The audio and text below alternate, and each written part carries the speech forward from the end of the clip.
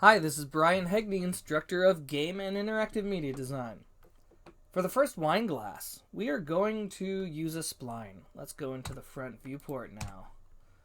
Let's go ahead and model this first one here. I am going to use a creation method using spline. So I'm going to go to create, not geometry. I'm going to be using shapes this time. I'm going to be using splines. Now, what is a spline, you might wonder? Splines are amazing.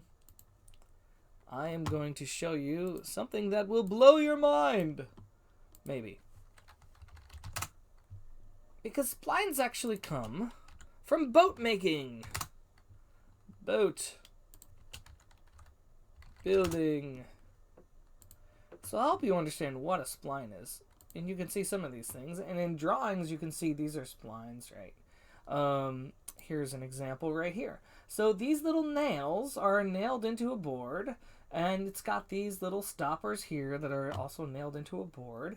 And this piece of wood goes between them, okay? So that's a spline. And how does that relate to what we're going to do? Well, if we go into 3D Studio Max and click on splines and we create a line, we can actually start to build lines just like that boat spline was made. And the way we edit that then is to go in and select verts, right? I can select this vertex here, and it's got these little handles where I can tweak them and figure out the mathematical curvature between each vertex, or like the mathematical curvature in the image, right? There you are. It's like, how does that piece of wood curve between these two nails? Okay.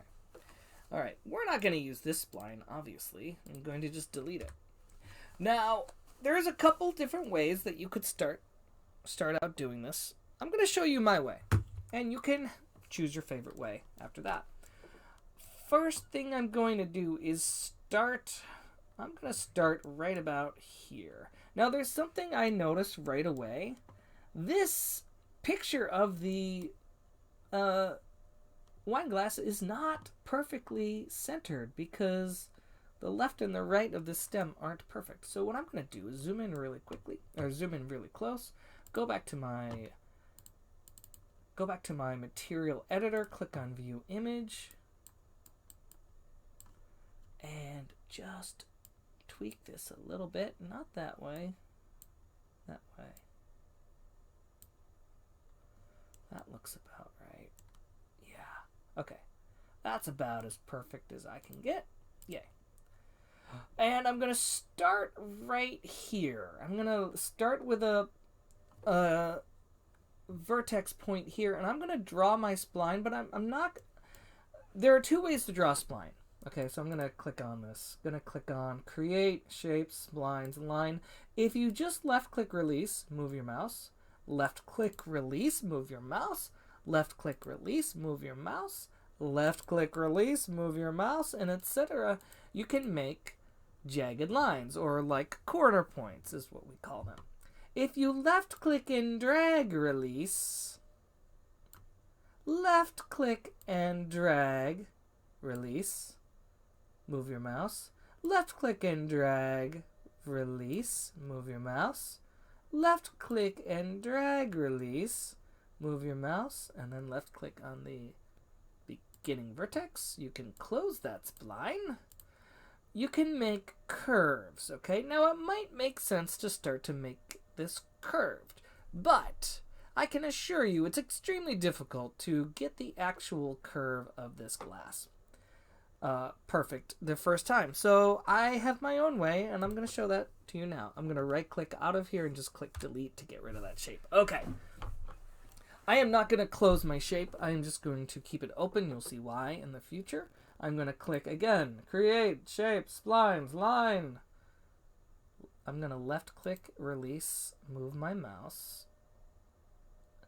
And whenever there's a curve, I'm going to make 2 points on either side of the curve as best I can. So I'm going to left click release, move my mouse, left click release, move my mouse, left click release, move my mouse, and I'm actually doing the inside of the glass. Now, I need to go up here.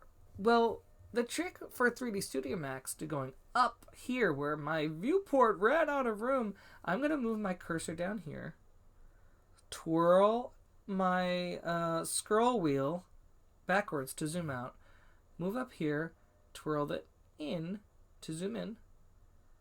Now I want this to be rounded, slightly rounded. Is that rounded at all? It is rounded, I'm sure. So I'm going to left click release, left click release, left click release, left click release, okay?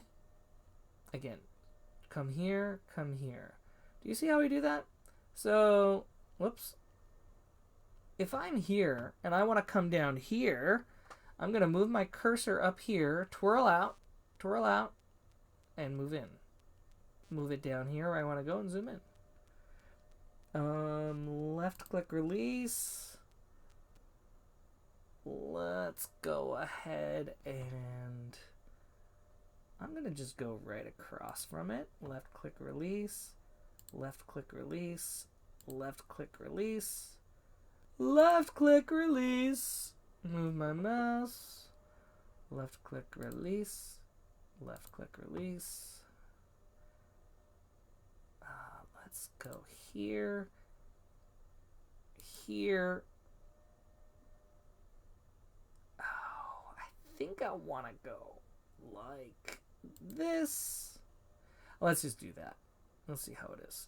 And then I'm going to left click right here. And now I'm going to right click because I'm done.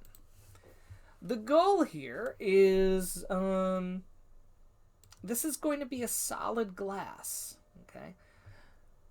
All right. Now what do I have to do? You'll think, hey, that's really ugly because it's jagged.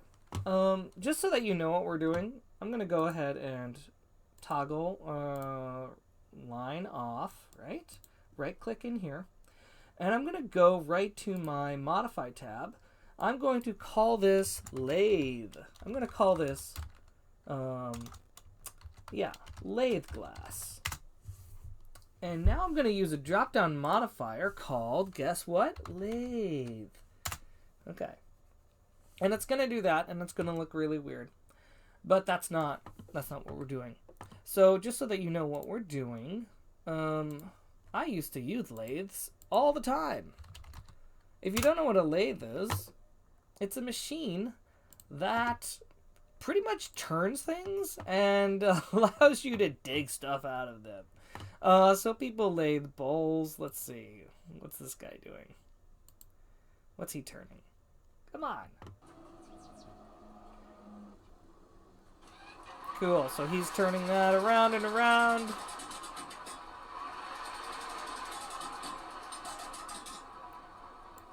And it basically turns it, spins it in a circle. People lathe